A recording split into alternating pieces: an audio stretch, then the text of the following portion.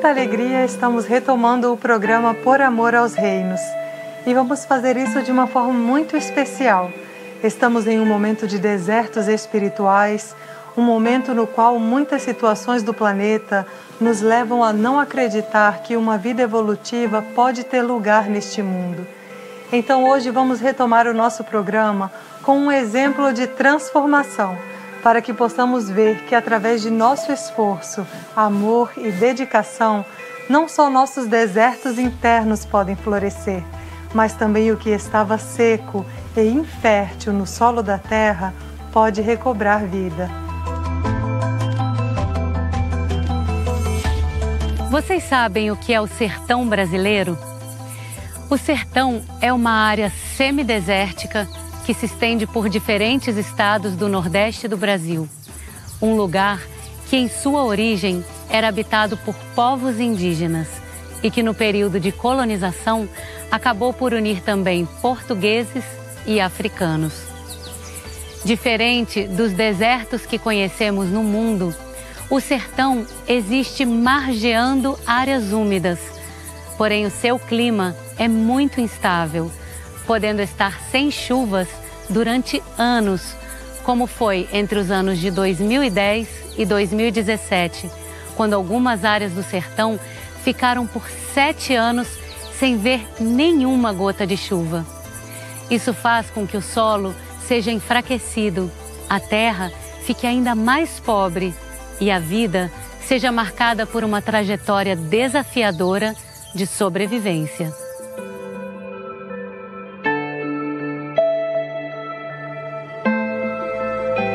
Apesar de todas essas dificuldades, o sertão é uma região rica de corações puros, rica em cultura, rica em potencial, porque onde há vida, há mistérios a serem desvendados, há um potencial a ser revelado. A equipe do programa Por Amor aos Reinos foi até o sertão da Bahia para trazer para vocês a história de pessoas que acreditaram que o mundo poderia ser um jardim, que em qualquer situação e sob quaisquer circunstâncias, a vida poderia ser regenerada e florescer no solo do mundo e no interior dos seres. Vamos então conhecer a história de Marcia Renzi, uma suíça-americana que fundou os Jardins Marizá em 2003 e que, em parceria com Luiz Carlos Miranda, praticam técnicas de recuperação de solos, plantios integrados e manejos de pequenos animais, e estão transformando um pedacinho do sertão em um jardim, um paraíso.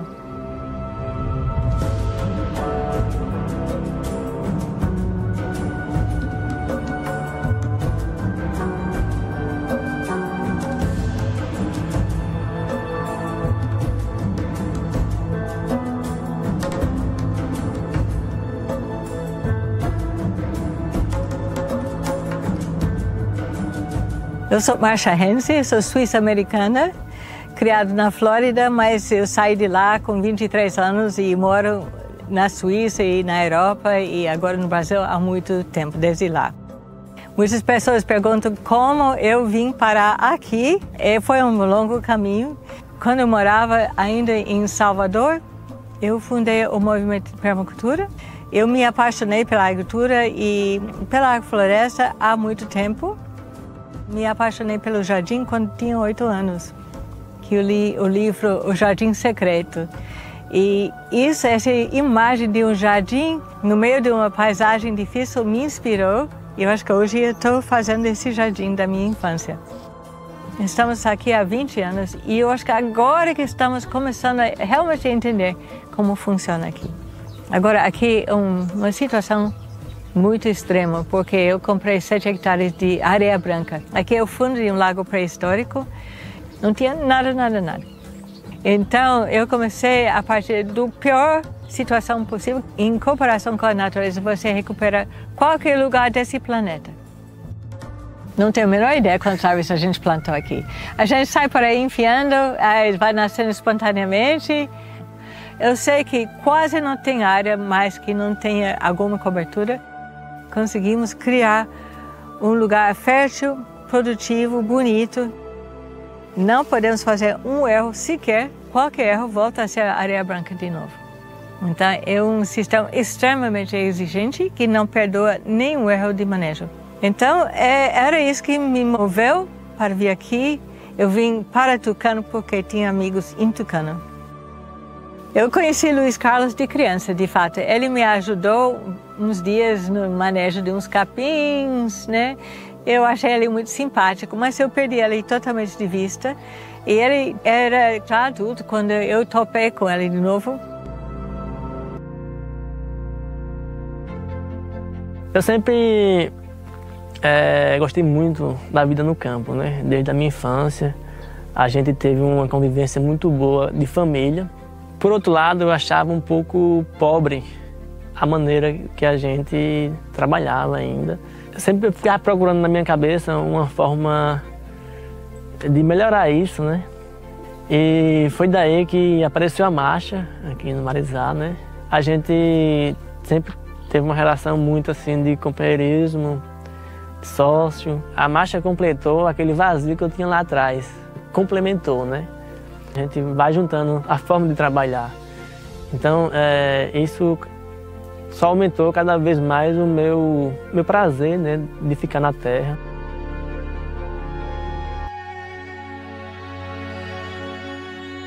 A Caatinga é o semiárido e tem um comportamento totalmente diferente da região da mata. A região da mata chove muito, precisa ter muitas árvores para reciclar a água. Agora, no semiárido, a gente precisa conservar a água. Se você tem um semiárido e você passa arado, deixa sem nada, aí aquela solo vai perder toda a sua água. E um dos maiores causos de ressecamento do clima, mudança de clima, é o vapor de água, muito mais do que o carbono. E qualquer momento do ano, metade das terras do planeta estão descobertas. Agora, como 2/3 desse planeta é semiárido, se deixa uma terra descoberta no semiárido, é desastroso. Porque acima de 60 graus, se o solo fica acima de 60 graus, aquele solo morre.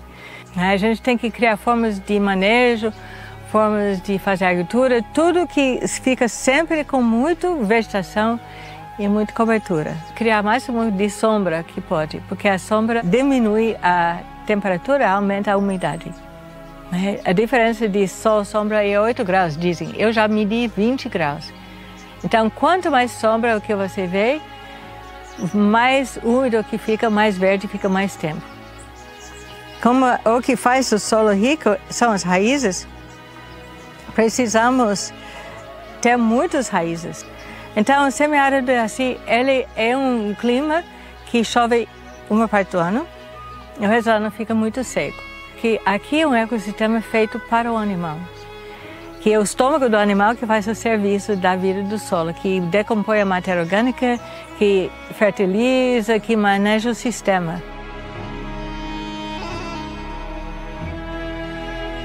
Hoje em dia tem um manejo holístico, né? Que é o manejo dos animais, muitos animais numa área pouco tempo. Então, assim, você tem que ter uma área, você tem que botar vários piquetes, que é vários cercados, os animais estão em rodeio ali constantemente. Já está refletindo muito nos nossos campos, a gente já percebe que os animais estão mais saudáveis, as árvores estão melhores, né? O que a gente está tendo uma melhoria maior para o solo é as vacas, na real, né? Porque o esterco dela beneficia mais o solo, é um esterco mais molhado, você vê mais vida naquele esterco. Uma coisa muito importante desse manejo é você ter os animais em constante movimento, né? E o descanso grande daquela área que você foi colocada. Até porque a gente tem aqui como a gente tem um período muito grande de seca, quanto mais a gente passar menos tempo naquele espaço e deixar por um longo tempo descansando, melhor. E, então, assim, a gente também tem as galinhas aqui, que a gente tem um manejo também muito interessante. A gente tem uma área cercada, mais ou menos de 1000 metros, para as galinhas. A gente arborizou ela por inteira e fez uma área de apoio para ela, na área central, né? Como elas dormem sempre no alto, A gente fez uma caixa de tijolo, né, embaixo dessa cama dela. A gente vai colocando material de poda, resto de alimento, folhas secas. Então, assim, elas vão sempre estercando. Ao mesmo tempo, elas vão ciscando, né, aquele material. Vai servir como nosso adubo, nosso composto. Ali é uma forma de compostagem. E ele vai estar sempre em movimento. A gente também tem as culturas, milho, feijão, os amendoim, mandioca, abóbora. Então a gente faz uma espécie de manejo alternado, né? A gente faz no inverno as culturas e no verão a gente vai tendo os animais nesses espaços. A gente faz também umas policulturas, que é uma mistura de várias sementes, quando a terra está muito ainda degradada, sementes de capim, nabos, forrageiro, plantas para criar solo. Então isso dá uma base, cria uma base, uma estrutura no solo que já vai causar uma melhoria para os próximos anos, né? Quando aquelas plantas estão numa altura, um tempo determinado, a gente bota os animais para pastar. Com isso o animal também já vai fazendo o seu benefício ali na terra. Até porque se a gente deixa sem colocar os animais, aquelas plantas vão crescer e vão meio que oxidar ali, vão morrer. Quando a gente coloca os animais, eles vão pastando, eles vão umedecer ali, eles vão podar e eles vão rebrotar. Mesmo na seca você vê uma diferença. E quando chove, a diferença é muito mais. E também, além de ter essa função, né, de melhorar o solo, a gente sempre colhe, né? Vou colher as frutas para levar para a feira amanhã em Tucano. Goiaba, laranja, limão, aipim. Eu vou consorciando essas frutas com essas culturas, que até porque elas vão dar condição uma à outra, né? A gente precisa criar uma nova forma de fazer agricultura, da gente produzir nossos alimentos para sobreviver nesse planeta, nesse clima. E nós temos uma grande sorte que a própria natureza já resolveu esse problema. Ela tem todo um ecossistema com muitas plantas e árvores, e um ecossistema que funciona muito bem aqui. O problema é que esse ecossistema do sertão não tem muitos alimentos humanos. É tudo feito para o animal. As árvores têm folhas comestíveis, dá frutos que os animais podem comer. Mas as árvores de outras regiões que se adaptam aqui dão vagem comestível. Para a gente inserir o milho, feijão, abóbora, etc., nesse ambiente que já é inteligente, tudo muito bem decidido, muito bem planejado, eu vejo uma forma de engenharia aqui dentro. De tão perfeito, de tão inteligente o sistema. O que a natureza quer é parceria. A gente cria proposta, a gente fala o que a gente quer, o que a gente está disposto a fazer também, e a natureza dá a solução. É minha intenção de plantar esse campo, posso plantar esse campo esse ano. Então, a gente recebe em pacote de informação, vibra ou não vibra? É sim ou não? Então, a gente pode testar com os dedos, se fecha, a gente fechou o circuito energético. Se é sim, ele fica fechado, porque está vibrando. Se é não, abre, porque não está acontecendo nada. E a natureza vai nos ajudar a transformar essa ideia, essa forma de pensamento do etérico para a realidade. É assim que funciona. É muito simples. O único salto que você tem que fazer é acreditar que a natureza é inteligente e sabe o que está fazendo. Você fica íntimo com o lugar começa a conversar com você, começa a falar para você o que quer. E a partir de lá começa a regenerar. Você vai sentindo a vida voltando, regenerando. Por isso a gente faz agricultura regenerativa. Porque o ecossistema vai regenerando. Qualquer canto desse sítio de 7 hectares é um mundo, é totalmente diferente. Um pedaço é totalmente diferente do outro. Cada pedaço é único, cada terra é única. Sempre tem essas dificuldades nas 7 meses de seca, que pode morrer tudo, né? Mas não tem fracasso. Você nunca fracassa, você só aprende. Então, se isso não deu certo, então podemos fazer isso. cada fracasso não é um passo em direção a uma compreensão maior, é um modelo melhor ainda. Agora a gente deu um salto, né? Deu um salto. A gente tem confiança agora que a gente mais ou menos entendeu como nós devemos agir. A mensagem que eu trago para as pessoas é de ter persistência, acreditar, confiar na natureza, ter um compromisso real com ela, né? Fazer com que a natureza trabalhe junto com você, não só explorar, né? Só visar o melhor dela, né? Não só visar assim um retorno dela, mas sim também dar um retorno para que ela lhe dê esse retorno de volta, né?